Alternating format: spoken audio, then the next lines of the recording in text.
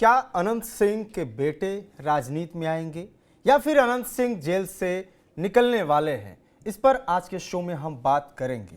साथ ही बात करेंगे जदयू में निशान की मांग तेज क्यों हुई, ऐसा कौन करवा रहा है। कभी पोस्टर्स लग रहे हैं तो कभी भूख हड़ताल पर बैठ रहे हैं कार्यकर्ता, और वो सिर्फ कार्यकर्ता नहीं है, वो संगठन के कुछ पदाधिकारी भी हैं और बड़े पदाधिकारी तक इसकी मांग कर रहे हैं।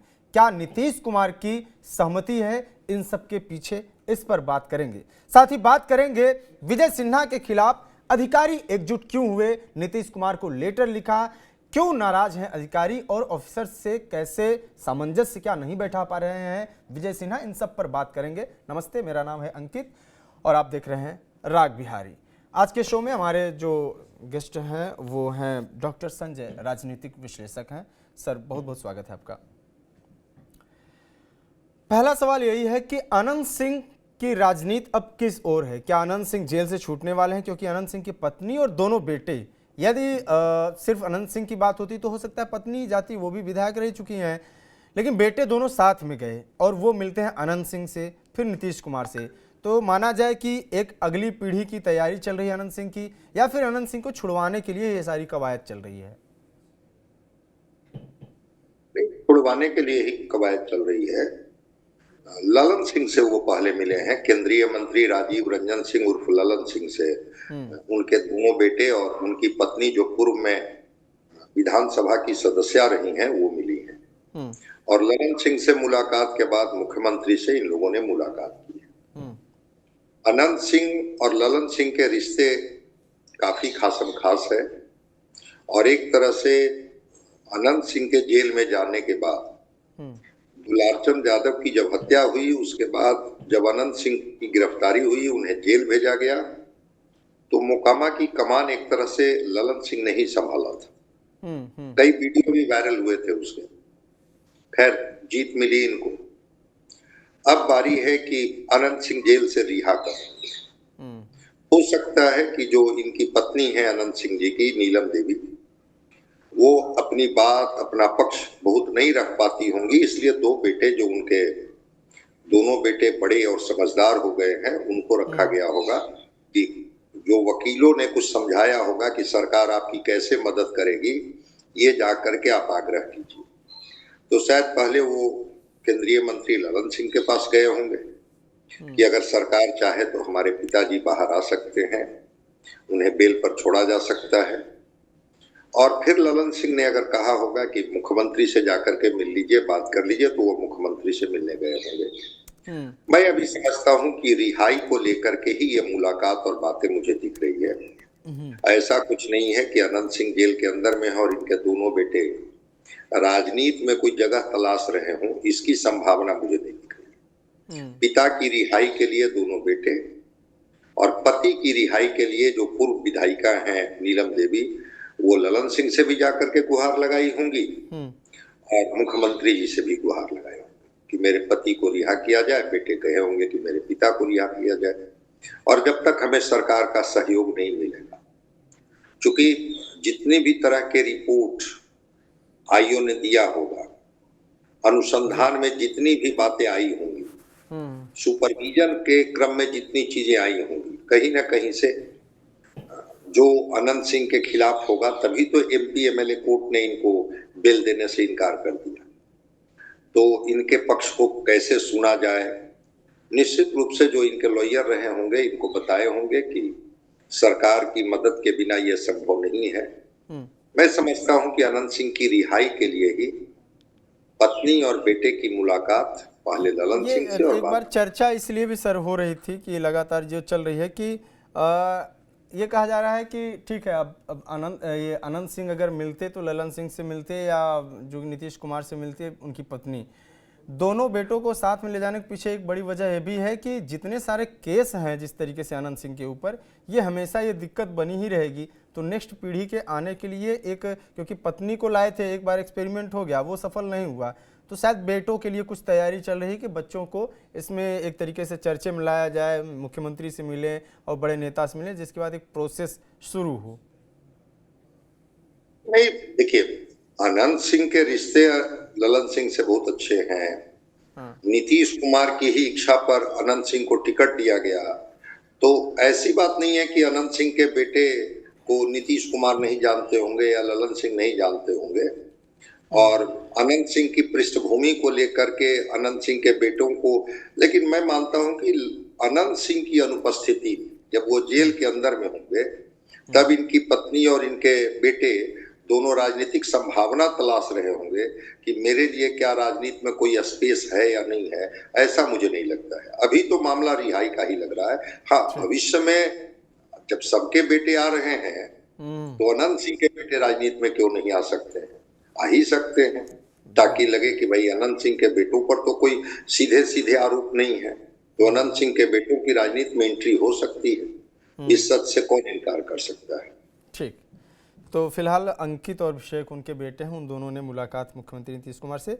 अगला सवाल यह है कि नीतीश कुमार के पुत्र जो है निशांत कुमार, अब इनको लेके बहुत तरह की चर्चाएं हैं, लेकिन इन सभी चर्चाओं से इतर जब आप कार्यकर्ताओं और पदाधिकारियों को देखते हैं तो वो कभी भूख हड़ताल कर रहे हैं, कभी पोस्टर लगा रहे हैं, कोई प्रदेश उपाध्यक्ष अपने नाम के आगे लिख रहा है। तो मुझे ये लगता है कि जो संगठन के पदाधिकारी होंगे वो नीतीश के न चाहते हुए इस तरह का रिस्क तो नहीं ले सकते हैं कि नहीं इनको ही 2 पद है। फिर अशोक का जिस तरीके से उनका अशोक चौधरी का बयान कि डिप्टी सीएम या जिस दिन नीतीश कुमार चाह ही लेंगे तो आ ही जाएंगे, अब डिप्टी सीएम की भी चर्चा चल रही है, फिर कोई कह रहा है खरमास के बाद बड़ा परिवर्तन होने वाला है। तो कहाँ से ये चीज़ें चल रही हैं कि निशांत कुमार को लाया जाए, निशांत कुमार को लाया जाए?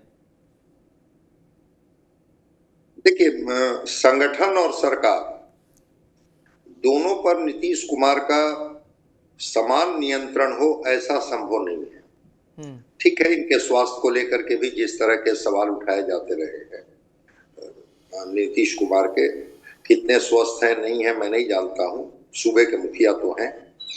तो लोगों की मांग है, इनके पार्टी के लोगों की मांग है कि निशांत को संगठन में या सरकार में जगह दिया जाए।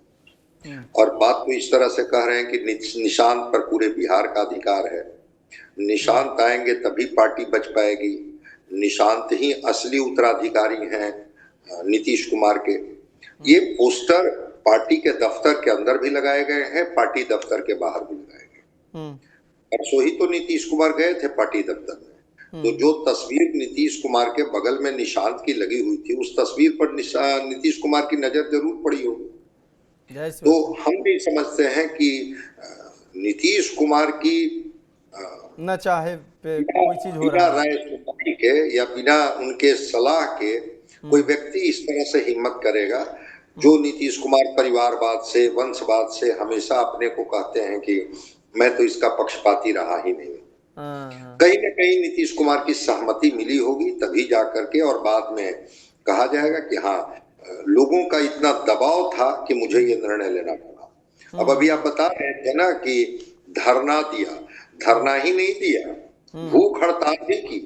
12 घंटे तक, हाँ, गर्दनी बाग धरना स्थल पर जो हुआ उसमें भूख हड़ताल भी हुई, और उसमें एक सेना का नाम है मुकुंद सेना, तो मुकुंद सेना के बैनर तले ये धरना दिया गया। और जो संगठन के अध्यक्ष हैं मुकुंद कुमार, उन्होंने कहा कि निशांत पर तो पूरे बिहार का अधिकार है, इनको राजनीति में जल्दी लाया जाए, पढ़े लिखे हैं, नीतीश कुमार के रहते पार्टी ज्वाइन की तो आगे के वर्षों में पार्टी व बिहार की बागडोर संभालेंगे। अब इस वाक्य में बहुत सारे निहितार्थ छुपे हुए हैं कि वो चाहते हैं कि जल्दी से निशांत की एंट्री हो, और निशांत की जब एंट्री होगी तो नीतीश कुमार के रहते हुए निशांत जो हैं वो प्लेस कर दिए जाएंगे, जिसको राजनीति में कहते हैं, स्थापित कर दिए जाएंगे। क्या अनुमान कहता है सर कि ये मान लीजिए कि संगठन और अंदर से बात तो चल रही, जाहिर सी बात है कि किसी तरीके से निशांत का जो चेहरा और फेस वो बनाया जाए, ये मांगे उठे, ये चीज़ें वो चर्चे में रहें और उसके बाद फिर उनको लाया जाए। लेकिन लाने का प्रोसेस क्या हो सकता है? अब ऐसा तो नहीं है कि डायरेक्ट सीएम भी बनाया जा सकता है, जैसे यूपी में मुलायम सिंह यादव ने बनाया था अपने पुत्र को, डायरेक्ट सीएम बना दिया था। ये बात अलग है कि तब वो गठबंधन में नहीं थे, तब किसी से उनको राय लेने की, मशवरा करने की जरूरत नहीं थी। नीतीश कुमार को ये सब करना पड़ेगा, और खासतौर से उनसे ज़्यादा सीट पाने वाली बीजेपी के साथ वो गठबंधन में है। लेकिन अगर सरकार में लाते हैं तो क्या डिप्टी सीएम वगैरह जैसा पोस्ट दे के और बीजेपी को सीएम दे सकते हैं? इस टाइप की कुछ चर्चाएं चल रही हैं। या अभी इन सब की उम्मीद कम लग रही है? देखिए, नीतीश कुमार जब तक मुख्यमंत्री रहेंगे तब तक तो मुझे नहीं लगता है कि कोई उनको बड़ा दायित्व सरकार में दिया जाएगा, जो मेरी समझ है। संगठन में बड़ी जिम्मेवारी दी जा सकती है। निशांत कुमार को ग्रूम किया जा रहा है, जिसको कहते हैं कि निशांत कुमार की इमेज बिल्डिंग की जा रही है कि निशांत जो है वह किस तरह से धार्मिक, सामाजिक और किस तरह से सौम्य व्यक्तित्व के धनी हैं, कितने विनम्र हैं, किस तरह से शालीन व्यवहार करते हैं। इतने वर्षों तक जिनके पिता सूबे के मुख्यमंत्री रहे हों, उनके पुत्र की शालीनता और उनके पुत्र का व्यवहार इतना भला है, निश्चित रूप से बिहार की जनता के साथ इनका एक अच्छा कोऑर्डिनेशन बनेगा। इस तरह का एक इमेज बिल्डिंग हो रही है। इसी वजह से जो निशांत कल तक अध्यात्म पर ही बात करते थे, जैसे ही कोई मीडिया के लोग पूछते थे रिएक्शंस, तो कहते थे कि छोड़िए इन सारी बातों को, मैं आध्यात्मिक बातें करना पसंद करता हूँ, अध्यात्म में मेरी रुचि है। वो निशांत अपने चुनाव के पहले पिता के लिए कह रहे थे कि बिहार की जनता तो पिताजी को ही चुनेगी, क्योंकि पिताजी ने अपने को साबित कर। जी, शायद आवाज कट रही है सर की, तो हेलो, आवाज आ रही है क्या? तो फिलहाल हम बात कर रहे थे निशांत कुमार पे जिस तरीके से हमने बातें किया कि अपने पिता की विरासत को कैसे निशांत कुमार आगे बढ़ाएं, ये चर्चा जोरों पे है। इसके साथ ही एक तीसरा विषय जो चल रहा था वो बड़ा विषय था कि विजय सिन्हा के खिलाफ अधिकारी क्यों एकजुट हुए हैं और क्यों शिकायत किए हैं। सर, ये हमारा तीसरा सवाल जो है कि विजय सिन्हा के खिलाफ क्या कुछ चल रहा है, क्योंकि जिस तरीके से वो लगातार एक्शन ले रहे हैं, एक्शन मोड में दिख रहे हैं, जाहिर सी बात है कई लोगों को इससे दिक्कत होगी। और ये दिक्कत लेकिन किस स्तर तक बढ़ी और इसका असर कितना पड़ सकता है जब नीतीश कुमार के इन लोगों ने लेटर लिखा है, पत्र लिखा है? अधिकारी कितने नाराज हैं, कितने खुश हैं, ये तो मैं नहीं जानता हूँ, लेकिन बिहार की जनता बहुत खुश है। और विजय सिन्हा के मामले पर पक्ष और विपक्ष सब एकजुट है। मैं तो देख रहा हूँ कि राजद के लोगों की प्रतिक्रिया आ रही है जो बिल्कुल बीजेपी की अपोजिट धुरी है कि विजय सिन्हा जैसे निर्णय लेने वाले हर मंत्री की जरूरत है बिहार में। अब एक छोटा सा उदाहरण मैं दे देता हूं, इससे आप बात को समझिएगा। आप नाराज खुश होना तो अधिकारियों का पाठ बनता है। मुजफ्फरपुर जिले के कांटी स्थित एक राजकीय बीज गुणन प्रक्षेत्र है और उसका 44 डिसमिल जमीन जो सरकारी जमीन है, वहां के सीओ ने निजी व्यक्ति के नाम से म्यूटेशन कर दिया। क्या इसकी छूट दे दी जाए? इस सरकारी जमीन निजी व्यक्ति को उसका रसीद भी कटवा दिया जाए, उसका म्यूटेशन भी कर दिया जाए। अगर विजय सिन्हा ने उस सीओ को कानूनी परामर्श लेकर के और वो सीओ निलंबित हुए सरकारी जमीन के म्यूटेशन के वजह से, इसमें विजय सिन्हा कौन सी जगह पर गलत है, सो बताइए। वो कह रहे हैं कि हर जिले में भू माफिया की सूची तैयार हो और प्रमंडल वाइज वो कैंप लगा रहे हैं। इसमें कहां पर विजय सिन्हा नाराज कर रहे हैं भाई? कह रहे हैं कि फर्जीवाड़ा करने वाले जो भी लोग होंगे, जिनकी भी मिली भगत होगी, उन पर एफआईआर हो। तो अगर उन्होंने कोई एक टाइम फ्रेम रखा है कि 14 जनवरी तक इसका निपटारा कीजिए, चाहे वो मामला रसीद काटने का हो, चाहे मामला म्यूटेशन का हो, चाहे मामला परिवर्तन का हो, तो मैं नहीं समझता हूं कि इसमें कोई नाराजगी की जैसी बात है। और एक घटना, एक वीडियो बड़ा वायरल हुआ था जिसमें एक नौजवान रो रहा है कि 35 साल से मेरे पिताजी के नाम से एक जमीन थी, उस पर वो खेती बाड़ी करते थे और अचानक एक दिन एक रसीद थाने से समा दी गई कि ये जमीन किसी और की है, ये जमीन खाली कर दीजिए, और उनकी मौत हो गई। क्या अगर वो मंत्री जी के अंदर में संवेदना है या अधिकारियों के अंदर में संवेदना है, तो क्या इस तरह की चीजें होनी चाहिए? मैं मानता हूं कि ये जमीन का जो फर्जीवाड़ा है, इसको लेकर के विजय सिन्हा ओवर एक्टिव होकर के प्रमंडल वाइज, जिला वाइज वो कैंप लगा। नहीं, अधिकारियों का ये कहना है कि ये तो अच्छी बात है कि वो सारी चीजें कैंप लगा रहे हैं, जांच कर रहे हैं, बात कर रहे हैं। आपने कहा ओवर एक्टिव हैं, लेकिन अधिकारी ऐसे शिकायत कर रहे हैं जैसे विजय सिन्हा ओवर एक्टिंग कर रहे हों। कि भीड़ में खुलेआम अधिकारियों को डांट फटकार लगा रहे हैं, सस्पेंड करने की बात कर रहे हैं, और जितनी भी जो गलतियां हैं वो ऑन द स्पॉट भीड़ के सामने तुरंत एक तरीके से ये कि पब्लिक न्यायालय लगा देना। तो वो उनका कहना है कि संविधान के जो अनुच्छेद 14, 21 हैं इनके भावनाओं के प्रतिकूल है, कि संवैधानिक जो प्रक्रिया है कि भाई आप किसी चीज़ का जांच करो जब उसमें कोई दोषी हो, दोषी होने के बाद आप करो। अब पब्लिक में शेम करना या पब्लिक के बीच में बेइज्जती कर देना, ये एक तरीके से हो गया ना कि आपने कोर्ट लगा दिया। और फिर अगर आप ऐसा कर रहे हैं तो क्या सरकार इस बात की पुष्टि करती है कि फिर पुलिस वालों के साथ आप यही करिए, जो अधिकारी और दूसरे विभाग में गड़बड़ कर रहे हैं, या सभी मंत्रालय इस तरीके की चीजें करें? फिर तो एक ये हो गया कि कानूनी तरीके से हो रहा है। ऑफिसर की शिकायत ये है। मुख्यमंत्री जी जनता दरबार लगाते थे कि नहीं, और ऑन स्पॉट निर्णय लेते थे कि नहीं? तो अगर वहां पर इनके प्रिंसिपल सेक्रेटरी सीके अनिल भी मौजूद हैं, कमिश्नर भी मौजूद हैं, डिस्ट्रिक्ट मजिस्ट्रेट भी मौजूद हैं, और आम लोगों का एक दरबार लगा करके उनकी शिकायतों को सुन करके और त्वरित निपटारे की बात अगर ये कर रहे हैं, तो इसमें तो मैं नहीं समझता हूं कि कोई बहुत आपत्तिजनक चीज है जिसमें जो अधिकारी हैं वो पत्र लिख रहे हैं। हटवा दीजिए विजय सिन्हा को उनके विभाग से, दूसरे मंत्री को बनवा लीजिए जो त्वरित कार्रवाई की बात ना करें, वो प्रोसेस की बात करें। और प्रोसेस कैसे होता है बिहार में जमीन का, ये यहाँ के आम आवाम को पता है, ये प्रोसेस क्या कैसे होता है। कर्मचारी से तो मुलाकात ही नहीं होती है, जो कर्मचारी रसीद काटते हैं, बाकी लोगों की बात तो छोड़ दीजिए। तो अगर विजय सिन्हा कोई सामूहिक फटकार उन्होंने नहीं लगाई, हायरार्की में जो मिनिस्टर्स होते हैं वो पॉलिटिकल एग्जीक्यूटिव होते हैं, सबसे ऊपर होते हैं। तो पॉलिटिकल एग्जीक्यूटिव मैसेज देने के लिए कि भाई देखिए ये आदमी इतने दिनों से परेशान है, इनका निपटारा कर दीजिए। मैंने तो एक सभा में ये भी देखा विजय सिन्हा को कि कोई व्यक्ति अभद्र शब्द का प्रयोग कर दिया था किसी अधिकारी के लिए, उन्होंने कहा कि नहीं मैं इसको बर्दाश्त नहीं करूंगा। ये अधिकारी भी हमारे ही परिवार के लोग हैं, इसी बिहार के हैं, ठीक है, उनको जिम्मेवारी मिली है, लेकिन आपको इस तरह की अभद्रता करने का किसी ने अधिकार नहीं दे दिया है। तो अगर विजय सिन्हा ने कभी गुस्से में कोई बात कर दी होगी कि भाई अगर आप इसका निपटारा नहीं करेंगे, इस तरह से लिटिगेटेड रखेंगे मामले को, तो फिर आप पर कार्रवाई की जाएगी या आपको सस्पेंड करा देंगे, ये मैसेजिंग होता है। क्या कमिश्नर साहब जो जाते हैं तो स्पॉट पर अपने अधिकारियों को नहीं हड़काते हैं? क्या प्रिंसिपल सेक्रेटरी जाते हैं तो हड़काते नहीं हैं?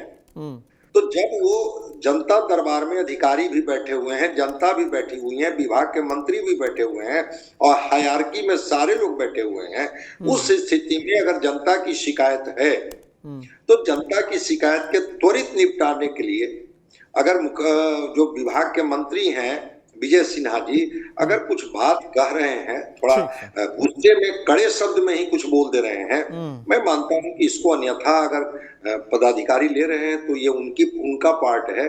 लिखे, मुख्यमंत्री को पत्र लिखें, संविधान का हवाला दें, लेकिन संविधान इस बात की इजाजत नहीं देता है कि त्वरित न्याय मिलना चाहिए, और न्याय मिलना ही नहीं बल्कि न्याय मिलते हुए दिखना भी चाहिए।